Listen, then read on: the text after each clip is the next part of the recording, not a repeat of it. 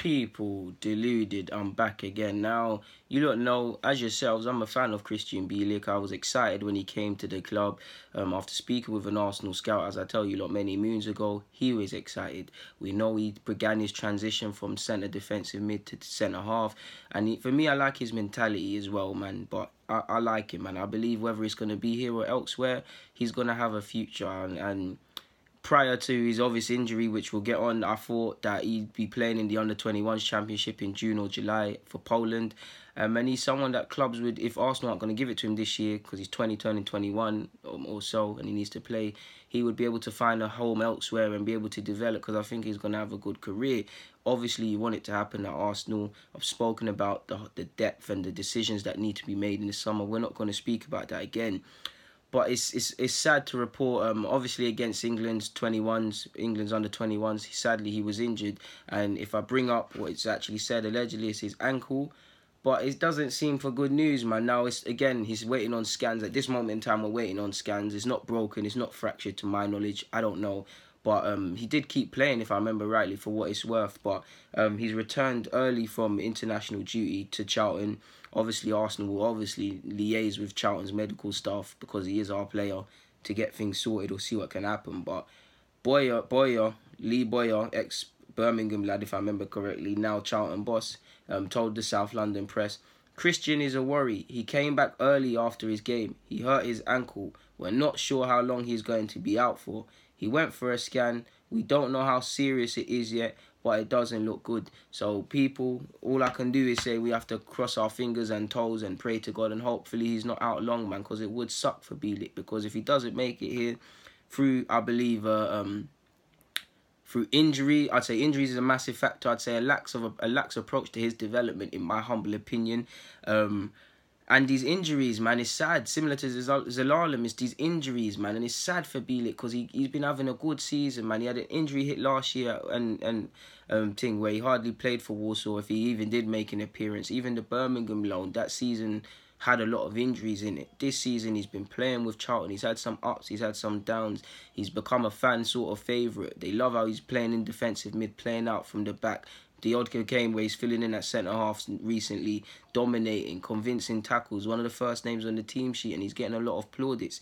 Sadly, he's injured now, and it's sad, man. Whenever he gets going and shows his quality, he gets injured, and it's hard, man. And I think he's got a terrific mentality, so it won't be an issue for him, but it's hard to keep going, man. He's 20 turning 21, or how old is he? Let me check, because he's at the stage where he needs to play permanently. He can't keep doing this, going on loan and then coming back to Arsenal sort of thing and not really featuring. I back him to have a career here. I'd love him to, because I believe in the squad you need people that can play in defensive mid and centre half, especially with how Gooner wants to play. Potentially, I've told you lot, with Torreira and him, potentially he could shut out games. We could play, not just him, but two defensive mids or someone like that, shutting out games we don't expect to dominate. We could be a bit more tigerish, but he's been doing his thing, man, people. In fact, he's 21 now, so he's still young, people, really and truly. But he needs to kind of be given a chance now. It's now or never. And he's playing in League One. He's made 27 appearances, 2 goals, 1 assist. It kind of sucks, really and truly, that he's injured again, because this is a season where he kind of has to show something to himself, really and truly. It sucks that he's injured, man. And for me, again, fingers crossed that he can still play in this season and it's not bad as initially expected, because he's bound to have one eye on the Under-21s Championships. I mean, if he keeps playing well for Charlton, obviously prior to injury, but playing well for Charlton, playing well for the Under-21s, Unai might give him a chance in the first team, or he might find a club in a good league which will give him a chance. With that being said, again, I don't know if Poland will qualify for Euro 2020, but Poland are in could be in Euro 2020. He's a Polish man. Who wouldn't want to represent their nation at the highest level? So, in terms of club and international career, I think he's got a lot to think about, man. And it sucks that he's injured again, man. It really, really does suck, man. And all I can do is say fingers crossed, man. Fingers crossed for the man that he's not bodied. Moving on from that, obviously, with Bielik. Danny Welbeck, people. I must admit, I don't know where I sit in terms of giving him a new deal now, because I say this because, first and foremost, just on a general basis of Danny Welbs, he gives us, he's a good squad player. He works hard for the team. He links up well. He's not clinical enough to be a striker or someone to rely on to get goals. So there's that. I feel he's underappreciated in the sense that the aggressiveness and the team sort of approach he gives us with harassing the left backs and centre halves and tracking back. You could use that, man. Remember when we played Aubameyang, Lacazette and him together in one game, and they were quite well. I think for what he might lack in terms of clinicalness and technical ability, he's a good team player. So that's one thing. Obviously, this season as well, he was getting goals and things like that. Good little squad player for the squad. He's not a player that's going to play regularly on a regular basis or on a regular, or someone that's going to play through the middle on a regular basis. But he's someone that could be used in the squad rotation and things. To be fair, prior to the injury, he was actually doing all right in terms of scoring goals. So in terms of the experience, what he can give us in the team for a squad, that could be used and Unai Emery definitely knew that, and possibly I think Unai Emery loves Mkhitaryan, but maybe Mkhitaryan and a couple other players wouldn't have played so much if he had Welbs. I know Welby would, but yeah. So on that basis, would it be worth giving him a 1, maybe 2 year deal or a year with another extension? I don't think he'll sign it because he's at the point now where he needs to go. He needs to either here or elsewhere get a good contract with an I'm not necessarily talking about money, but the number of years and obviously the financial package, because it's probably his last big deal. But all of that is making me lean towards him. And I'll also say, before I get on to why he probably should go, I want John Jules and Eddie Nketiah to be given chances, but if Eddie's loaned out next year because of the need to play football, John Jules is still untested with Balogun as well, and I'd back them to take the chance, and I want them to get chances, but it'd be an unfair amount of pressure on them, I'd feel. If Aubameyang and Lacazette get injured, what sort of happens then, sort of thing. You could see, imagine, it never happened, touch wood, but if both are injured, imagine what could happen. There's also a possibility we could bring someone else in. But you see the sort of thing I'm thinking about. I'm thinking, could it be worth giving Welbs a new deal? Admittedly, I am changing a bit, people, especially the young players, if they go out on loan. John Jules, he'll probably stay, but maybe if he goes out on loan with Eddie, both of them probably wouldn't be allowed to. But if they did go out on loan, Welbs did leave, Aubameyang and Lacazette, that's 2-man people. If one of them gets injured, we're in a lot of problems. Do you see what I'm saying? Then you're looking at Balogun. And again, it'd be unfair. So with that, of course, that's just me looking at it from injuries point of view. Of course, I support him going because ultimately, for as much as he's a good team player and stuff, you don't know what you're getting with Danny Welbs game to game, really and truly. 10 games, you don't know what you're getting. You know you're going to get commitment and stuff, and that's why Unai Emery was playing him, and typically why he's in Southgate's first team, but he's not someone you can rely on. He does keep getting injured, sadly, and injuries have been a sly theme of his time here. So with injuries, is he necessarily in the best team, best Arsenal 11 with these coaching, with the players on the coaching books, on the player books, sorry? Not necessarily. So if he's not necessarily starting, he's not clinical, injuries, he is earning good money, and to renew his contract, because of the age he's at and stuff, he'd want a decent contract.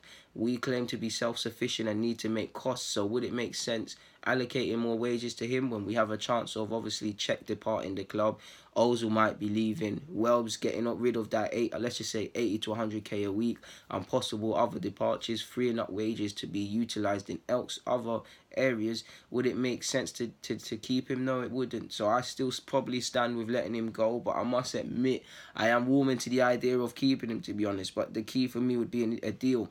Because if I'm Arsenal, I'd give him a 1-year deal with the extension option of extending it by another. And if I was Welbs, I wouldn't go for that. I'd want a 3-year deal minimum, 3-year with an option of a 4th. So that's me and him at loggerheads already with the 2-year sort of thing. Do you get what I'm saying, people? Let me check Welbeck's actual age, people, because for some reason in my head it's 27. Welbeck, but it might be older. It could even be 26, to be fair with you.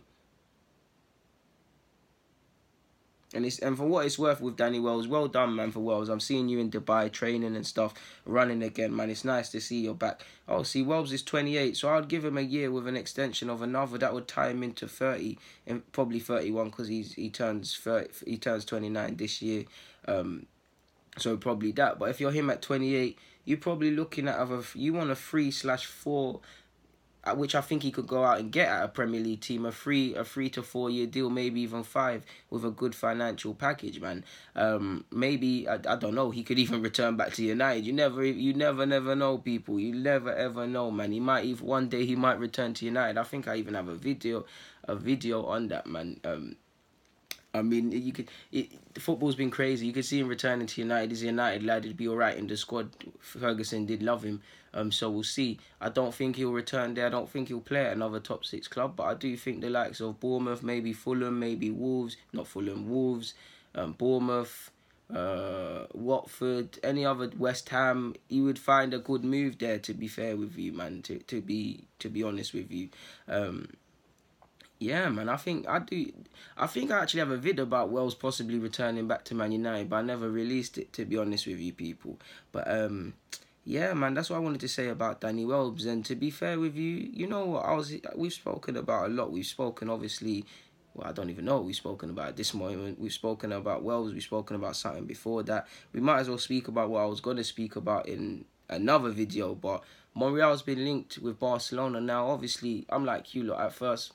Barcelona, 33 years of age, nonsense. It's not going to happen. Forget about it. It's not a thing, innit?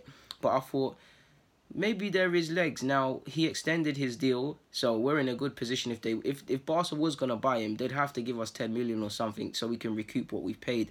Would it make sense for them to pay 10 million for him? No. He's 33 years of age. He's got 2 years at best. Maybe even starts declining next year, so it wouldn't make sense. Admittedly, they've been linked with Moreno as well, who's going to be a free agent from Liverpool, so it would make sense to go down there. I think they want a backup left back, and that probably comes off the back of, I know they've got Emerson, the young Brazilian who's on loan to Betis, to come back from loan, but he's probably untested. Alba's the guy, but they want a good backup to him. Miranda's the next one up there. They've got is it Madonna as well, a young, can play in midfield but played at left back against Hertha Berlin. But Miranda's the next up. Allegedly they want to loan him out. So you've got Emerson and Miranda not for Miranda, but both of them inexperienced, going out on loan sort of thing. You want a sort of backup there, and Monreal would be that. I mean, he can play at centre half, he could play at left back. If I was Monreal, I'd consider it, because at 33 years of age, you've won the FA Cups at Arsenal, that's cool, but Barcelona's the opportunity to win La Liga. You're a Spanish man. Who wouldn't want to win that? The opportunity to play for Barcelona is not going to come again for him, so it'd be hard to turn it down. Arsenal and Barcelona are at 2 different stages as football clubs. Away from stature, Barcelona's a 10 times bigger club than Arsenal, but Barcelona are in the Champions League, they're competing, we're trying to rebuild. He's 33 years of age. Realistically, he probably won't even be here to see the fruits of the labour of the rebuild, so he hasn't really got time. So even in a backup position sort of role, to possibly be at Barcelona, play with Messi and have that as a career highlight, which it is, win titles, is something that might not come again. I don't think he wants to leave Arsenal, but he's got to consider that. He has to consider moving. So on that basis, if I was him, I'd probably do it, you know, to be fair with you. I know it doesn't make sense. You were not going to play. You're barely going to play. But, I mean, if I was Monreal, would I want to look back in 10 years at 43 years of age knowing that I had the chance to play for Barcelona and I didn't take it? I'd have to really love Arsenal if I was Monreal. And I think Monreal does love us, but we need to remember he's not a North London lad. He's not a Londoner. He ain't got no memories, as far as I know, watching Arsenal with his dad or with his auntie or uncle or granddad. He's not emotionally attached to this club, so he's got a lot to think about, in my opinion. But yeah, man, we've spoken about a lot here, people. We've spoken about Danny Wells, we've spoken about Monreal, we've spoken about something else at the beginning of this vid, which I cannot remember. I'll remember it when I replay it. But for now, people, Deluded, I'm out. Thank you for watching.